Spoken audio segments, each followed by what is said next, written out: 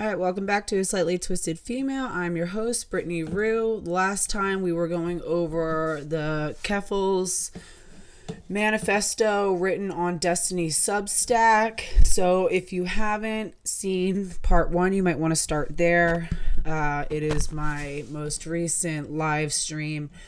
So we're just going to jump right into this. So anybody who doesn't know the whole backstory of this ongoing saga with Kiwi Farms and Keffals, you are encouraged to go look at my playlist called Kiwi Farms Keffals and watch those in sequential order, and that should get you up to speed. So we're going to look at, again, we're going to continue looking at this manifesto called Keffals, A Case Study on Internet Terrorism and Mass Media Manipulation by Stephen Bonnell II, posted on October 1st. And Stephen Bonnell is known on the internet as Destiny. So the last part where we were was on chapter 2 of Kiwi Farms, and he was going through some of the allegations of Kiwi Farms being responsible for the suicides of several users, I think in particular trans identifying males. So, sorry, I just have this back brace on. I want to take it off. It's bothering me.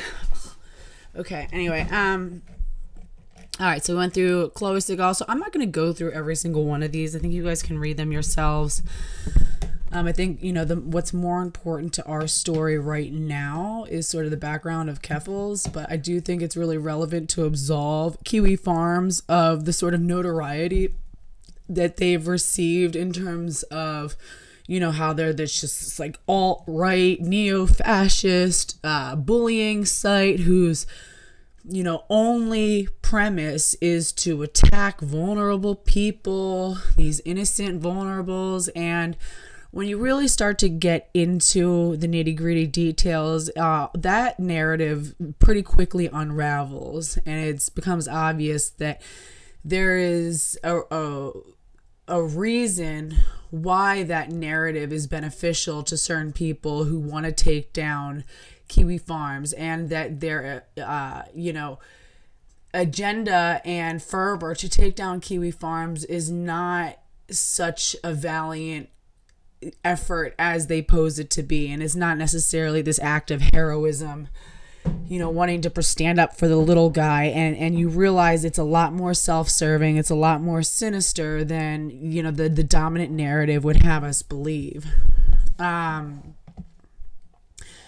So, all right. So again, it's important to go through these, but we're not going to go through each and every one, but it's just really interesting. I mean, this is a really well-crafted manifesto. I'm going to pause for 1 second because I think my son's coming in. I just want to let him know. Hold on.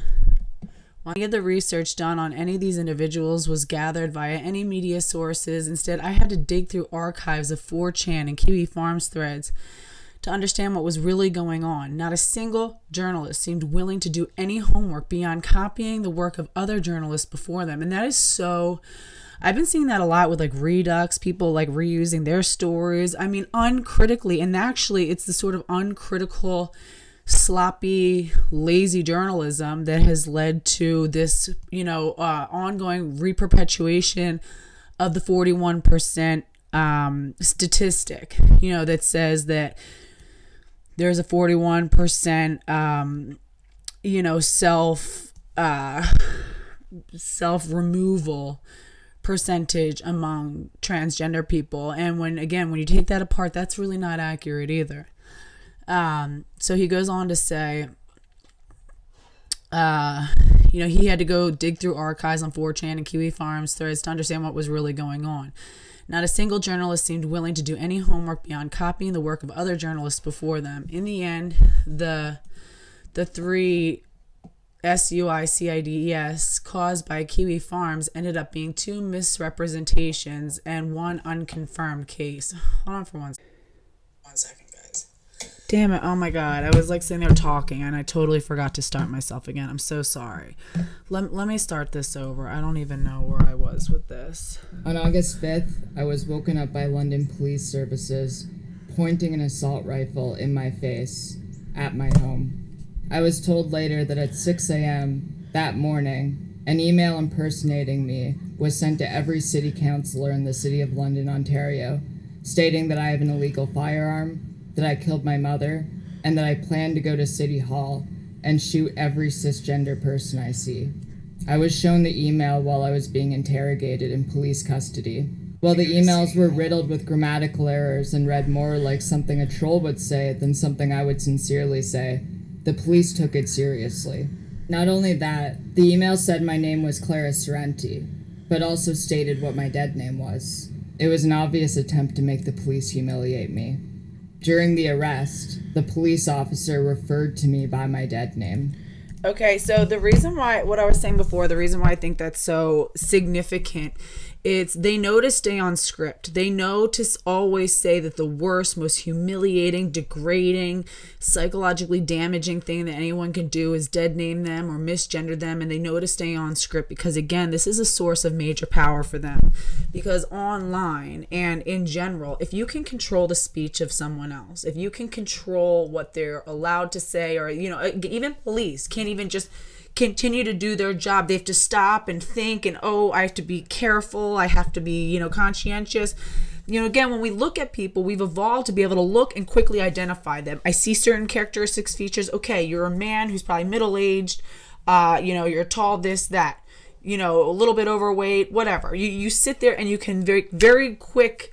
We have enough schemas where we can just glance at somebody and suddenly have a ton of information about them. We know that they're about this height. We know, the general, their skin tone, their, what type of hair they have, how well they're dressed. Do they seem like they have a lot of money based on their dress? Do they seem like they're well kept based on their dress?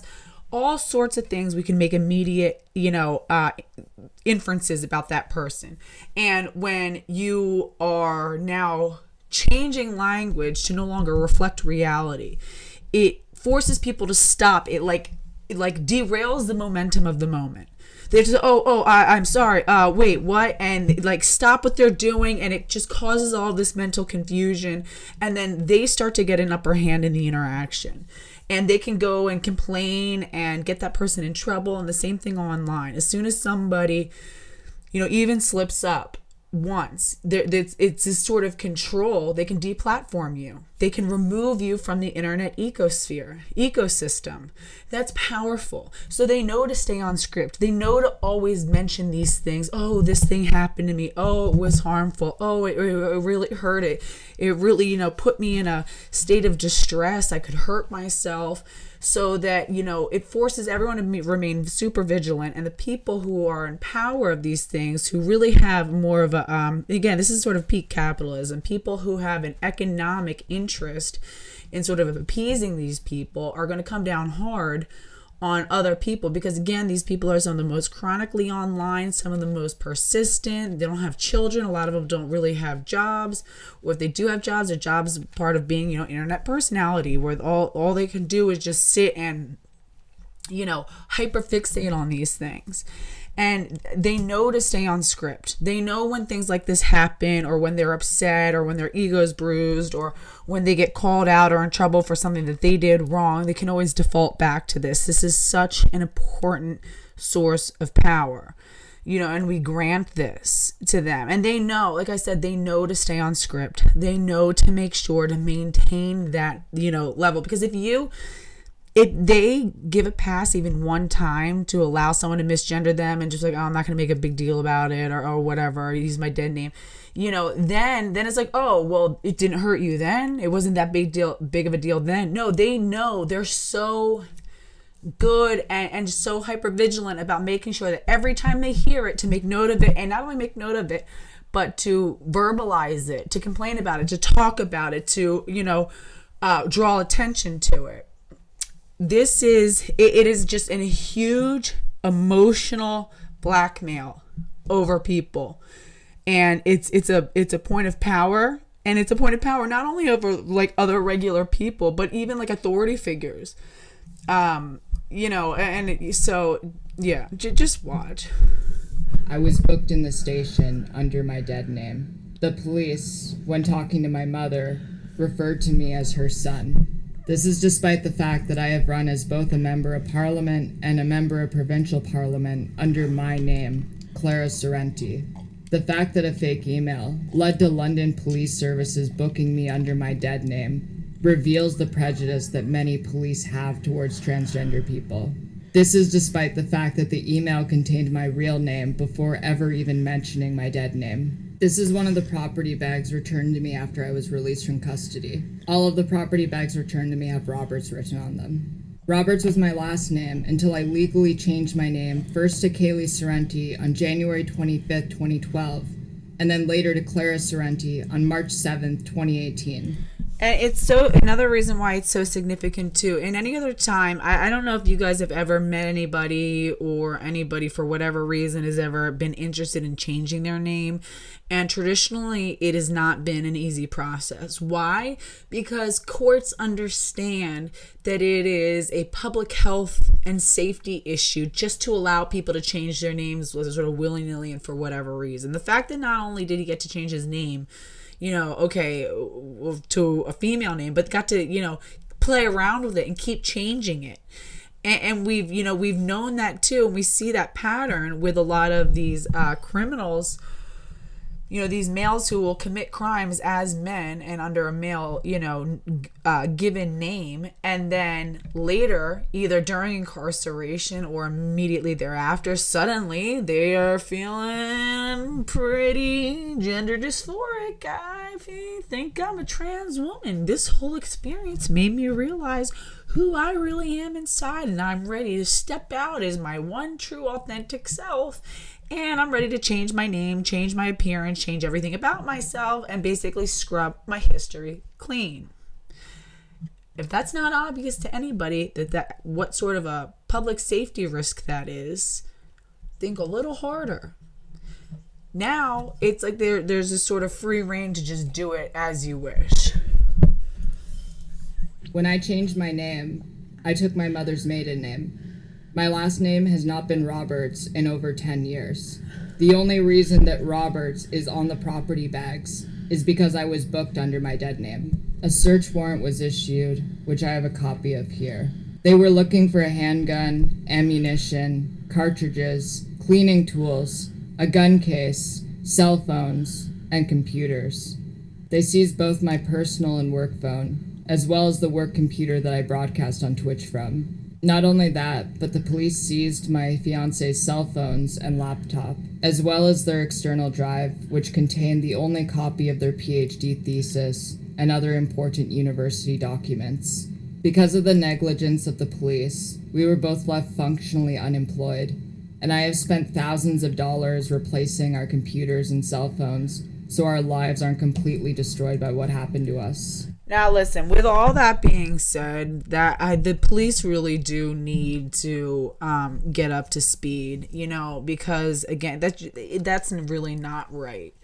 And, like I said, I've always said that I stand up for trans-identifying people's, rights under the law as all of us. And I do really agree that that's egregious. There should be obvious and quick way to determine if this is sort of a SWAT situation. I mean, they have to do a little bit more research than that. See that this is a media personality who, an online personality that has a large following, that's in a lot of sort of internet squabbles and beefs over politics and whatnot.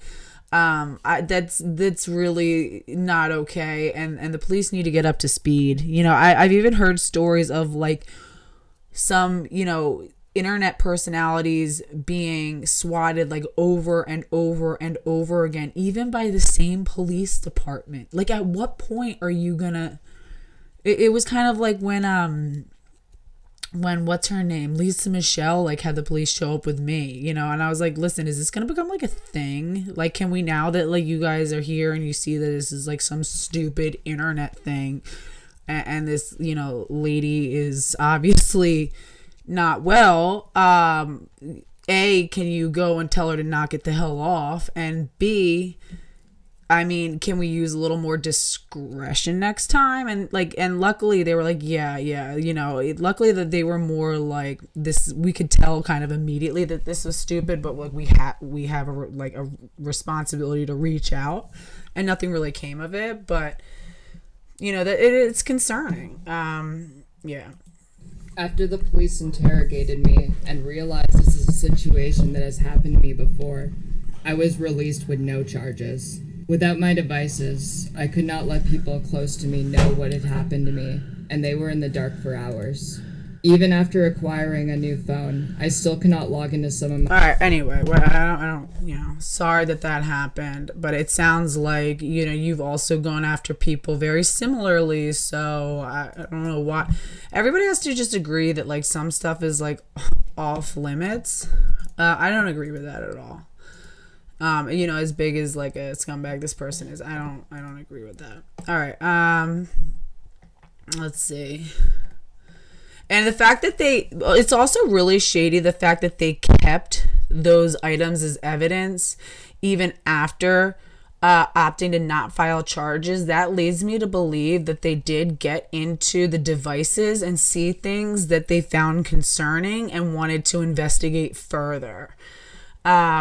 So, it's really not typical that they would find out that it was a hoax and then continue to keep stuff in evidence beyond that. It really, really leads me to believe that, they did investigate the devices to some extent and found some sort of probable cause to at least keep them for further investigation.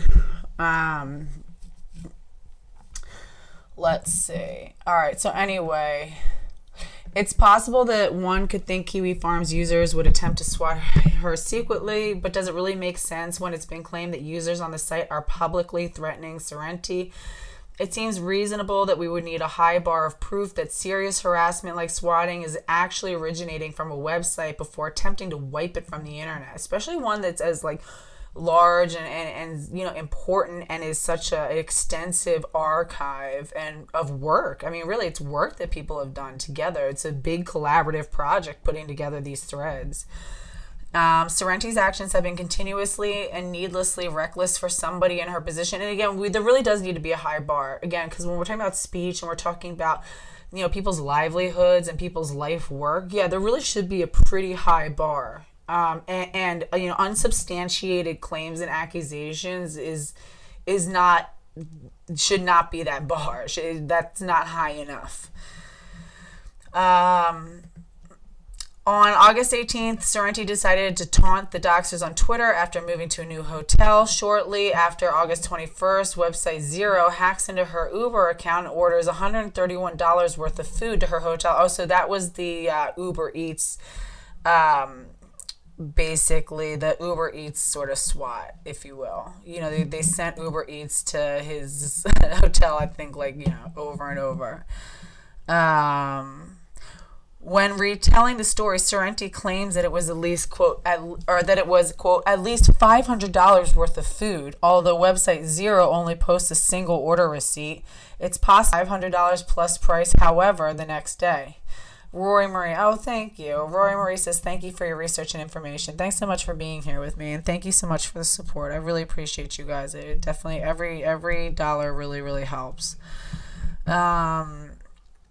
After the food shows up at her hotel, Sorrenti posts a picture 1 and 2 of it on the new hotel's bed sheets. Predictably, the new hotel is doxxed in a few hours. Note how she reflexively blames Kiwi Farms for this. Interesting. Yeah, again, if you're doxing yourself, posting stuff that has information that's kind of obvious.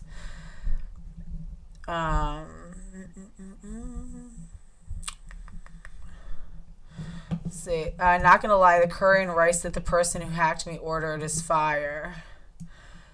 That's kind of interesting though. How did you discover which hotel though? I guess people were able to figure it out.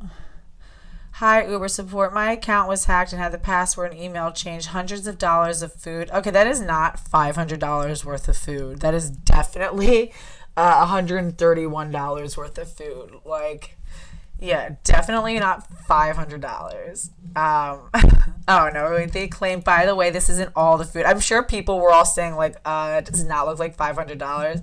By the way, this isn't all the food. They also charged and delivered 6 4-liter jugs of milk. So 4 jugs of milk. Oh, okay. So that covered the difference between $131 and made it $500. No, like, totally sounds legit. It definitely sounds like, what was each, like, jug of milk, like, what, like $100? It's cool. Makes sense. Okay. All right, the next day, a post on website Zero is made with proof that it was them that doxed Sorrenti's Uber account. This post includes phone numbers, accounts, addresses, emails, and passwords of Sorrenti, and the same for many other family members. Website Zero has apparently been working on this list since March 28th, with links to 35 different personal accounts belonging to Sorrenti, her mother, and her partner. This collection including account names, half-completed phone numbers, unfinished passwords, and more email addresses. This page was listed as a work in progress, with the members actively calling for users to track her down. From here, Sorrenti makes the decision to move to Northern Ireland to flee from internet harassment he had been receiving. He starts tweeting out information specific to her travels, with some commenters even calling her out for her recklessness. Among many questionable decisions is that she chose to move in with a friend who she knew had already been doxxed in the past, despite raising money on her GoFundMe explicitly for escaping the harassment for Kiwi Farms. All of this is, so why he's saying all this is to show that the concern really is not that, this person is really concerned for their safety. It is almost intentionally dropping little things, and almost seems to be like egging it on to see, like, oh, come follow me. Oh, I don't want them to keep following me. And then, like, dropping another little hint and another little hint. And, like, if you're really that afraid, why would you keep talking about it? I would just unplug. Get off the internet for a while. Get off and stay off. If you're really concerned, if I were really starting to get scared for my, like, personal health or my well-being to the point that I needed to move to another part of the country or another country, it's pretty simple. Just stop talking or make content in a totally, neutral room and make no mention. It's like these people can't help but to talk about themselves. They can't help it. This is the same way that, PNB Rock was just robbed and murdered out in LA. It's like they can't help but, like, post things and do reckless things, but then, like, you can't turn around and cry about it. Hold on for 1 second. For the actions of another separate community. Ironically, it is Keffals' refusal to acknowledge the actions of Website Zero as the actions of Website Zero that necessitates its mention. In a private message he sent me on September 17th, Keffals expressed concern about me, Destiny, reporting on his doxing claims. Proof of this exchange will be provided later in the document. Quote, when you started talking about doing a second manifesto stream and alluded to my Zero post, I was scared. Zero users aren't stupid like Kiwi Farms users. They simply... talking about doing a second manifesto stream and alluded to my Zero post, I was scared. Zero users aren't stupid like Kiwi Farms users. They simply post the docs and are smart enough to know how to hack accounts, collect info from data breaches, and use social engineering to get the information they need. Zero retaliated against me when I started the campaign to get Cloudflare to drop Kiwi Farms, and they did a more comprehensive dox of my family and friends than Kiwi Farms did, which is interesting. So basically what he's saying is that Keffals is going against what he sees as an easier opponent, and, it's... Yeah, and this is just a big campaign to get attention and sympathy and to sort of paint himself as this, sort of heroic victim who's been victimized but is standing up to, it's like the David against the Goliath of this internet, and really it's not what it appears to be. Destiny goes on to say, it would seem that he was aware of the existence of this website from day one. Sorrenti seems so afraid of me covering this information. She falsely accused me of threatening to share her docs multiple times and called for mass reports on my Twitter account until it was banned. So this is basically, it was like a preemptive strike. It was like Keffals was so afraid of Destiny, releasing any of this information or even alluding to this other website, not even releasing Keffals' information, but even alluding to this other site that has all this information about him. And I think that the biggest thing too that he's scared of, if you're that paranoid, you've got to be hiding something. No one behaves that paranoid and is doing preemptive strikes and does not have something to hide. As far as I'm concerned, that's all of it's really, really shady, and he's making such a good argument for why Kiwi Farms really is being framed in a lot of this, and held accountable, being held responsible for things that are not, and that they're not responsible for, and how once again, yet another example of just how reckless and irresponsible the mainstream media is in their coverage of these things, and how their coverage, perpetuates these false narratives that lead to major systemic changes. I mean, this will lead to major internet changes of our infrastructure, changes of how we're able to share and gather information, how we're able to interact with each other, how we're able to interact on the internet, and it's all based on a lie, a self-interested lie of somebody who has something to hide. We're sitting here building, rerouting our entire networks, our entire, road systems of the internet based on trying to protect these criminal lies of this trans-identified male who's hiding behind this special identity. And that's why they love these identities. Don't you understand? These identities are cloaks for them. They're immunity cloaks. You cloak yourself in this and no one can question you. The police, forget what the police were actually investigating. They misgendered me. Now we can redirect the attention on that. We can redirect the attention on the fact that they used my dead name, and let's focus on that. And don't look over here. Don't look at this. I am so upset and I'm so wounded. He called me the wrong name. Oh, I'm going to call the supervisor. This is what is going on. That's why pronouns matter. You can't acquiesce to any of it. All of it is an attempt to distract you. All of it is an attempt to control the narrative. All of it is power. It's social capital. It's social power. And it turns into systemic power. Because then once you have these idiots like in this mainstream media who, again, like I said, when they look at a story, all they have to see is, okay, it's a trans person versus a cis person, and the claim is transphobia. Well, we already know which side we're covering. We don't even need to hear the rest of the details. We don't even need to look into it. We're going to take everything at face value from this trans-identifying persons. And again, trans identities are a chosen thing. This isn't some sort of like inborn immutable trait.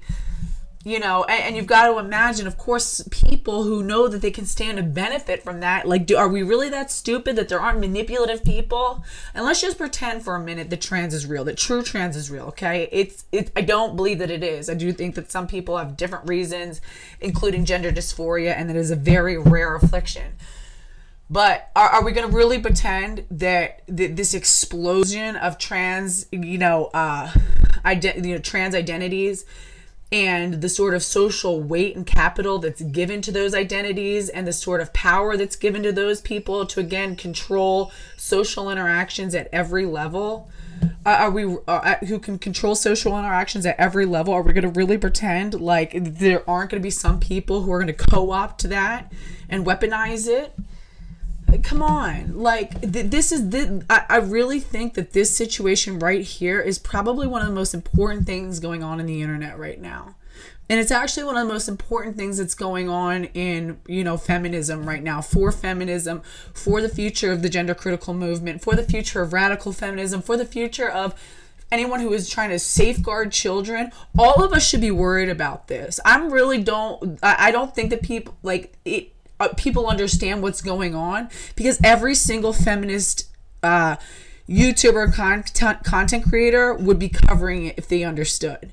every single person should be all hands on deck. I think this is one of, by far, when you guys first told me about this, and I was like, oh, okay, yeah, I'll check it out. But once I started to really get into it, I'm like, we need to drop everything and publicize the hell out of this. Document it, archive it, pay attention to it, read it, like all hands on deck.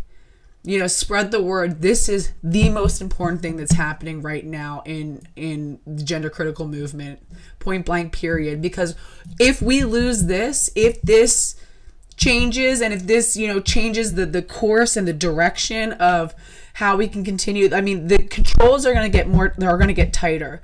And once we lose the ability to even talk about these issues, and once, they clamp down as sort of a zero tolerance, no bullying, zero tolerance, it's dangerous, doxing, and if the narrative is allowed to remain that there was a trans woman, Twitch creator, who was doxed into, a dangerous situation, and it was these rabid hordes of online people in Kiwi Farms who are these hardcore anti-transgender community who are only desires to go and harass and try to destroy trans people. That is all the narrative they're going to need to drop down some heavy-handed changes and controls, and it's going to convince the sort of normie people to be like, oh my god, that's horrible. Wow, I can't believe that happened, or that's sick. There's all these hordes of scary people lurking around in the deep dark web who are just trying to attack trans people. That just shows you this is serious. We've got to protect these trans women. We have to correct this narrative. We have to.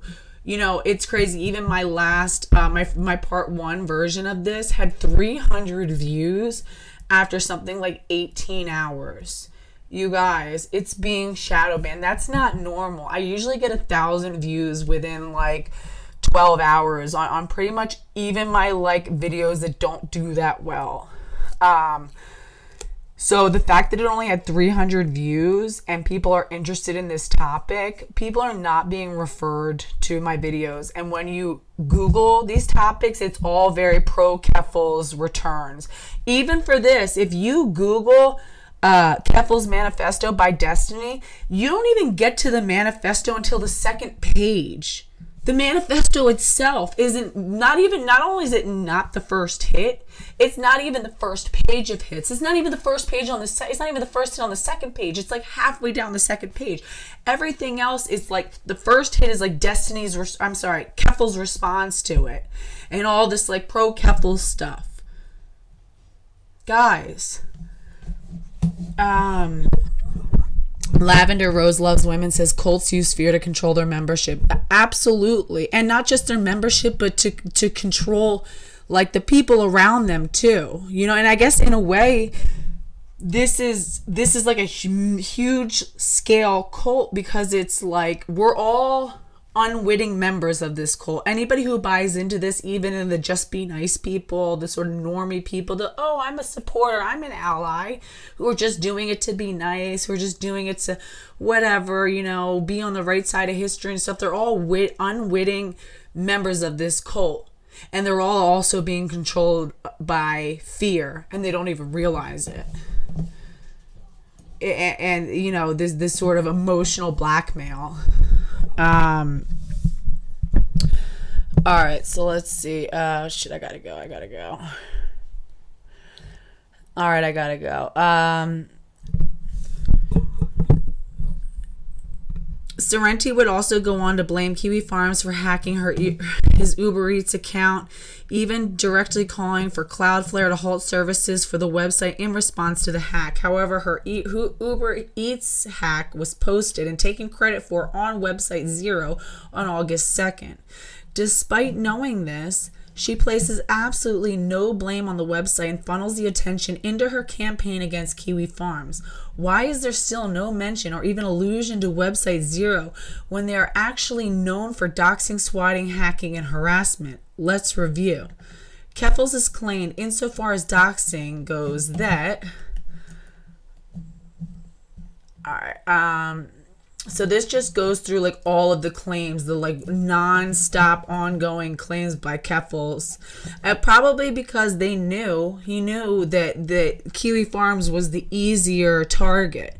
Kiwi Farms is really isn't going beyond just posting. It seems like this other site is actually like taking action and stuff, and has people who are more into like hacking and coding. Kiwi Farms is just like regular people who are just like contributing to these archives. So right here, this is just a whole list of all of the doxing claims. So, definitely like go through this. I'm not going to go through every single piece, but go through it on your own. So he ends with saying, it is undeniable that Kiwi Farms hosted Sorrenti's doxing multiple times, but they were not responsible for the Uber hack. There is no evidence that they were behind any of the swattings. Website Zero is a far likelier culprit, given that it has a reputation for all of these things. So why does she act so recklessly in the face of all of this danger? And why has he never once called Website Zero out or even alluded to its existence? Really good questions. All right, guys, I gotta get going. I gotta go pick up my daughter. So stay tuned. Do you guys want me to come back on tonight and finish this? Is anybody interested in keep going? Do you guys want to hear the rest of this? Do you feel like we should go through the entire document, or should I let you guys just go through it on your own? What do you guys think? Dun, dun, dun, dun. All right. Well, hey, Judy C. That's okay. I appreciate you guys. All right, guys. Well, I'll maybe do another poll since you guys aren't telling me. All right. Love you guys. I'll see you later. Have a great day. And I will.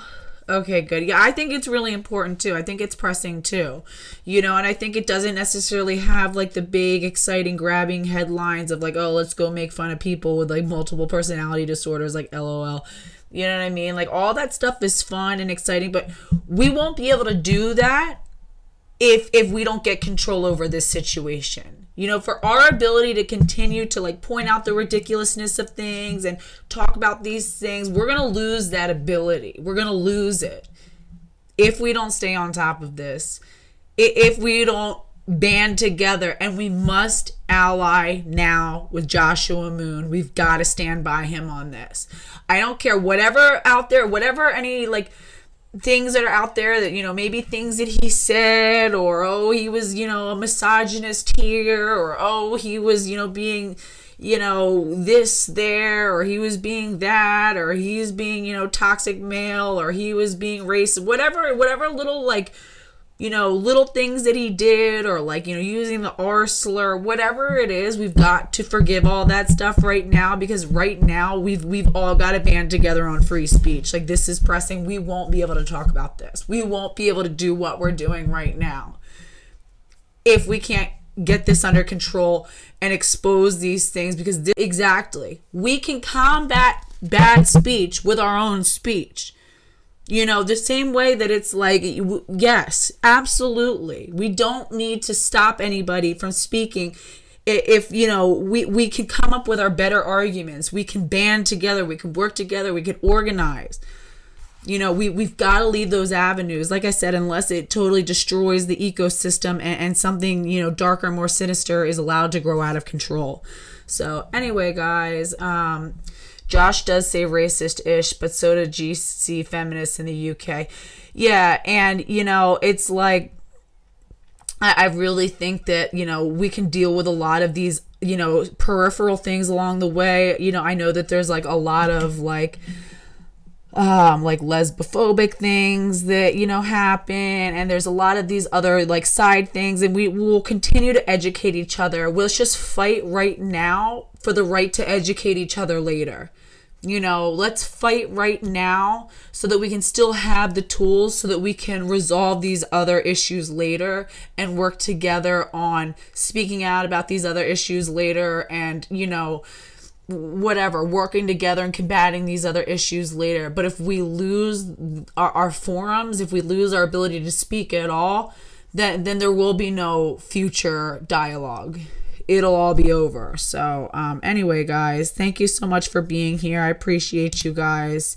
Thank you, Lavender Rose. Thank you, Amanda. Thank you, Anang Ikwe. Thank you, Marmaduke. Thank you, Jaleesa.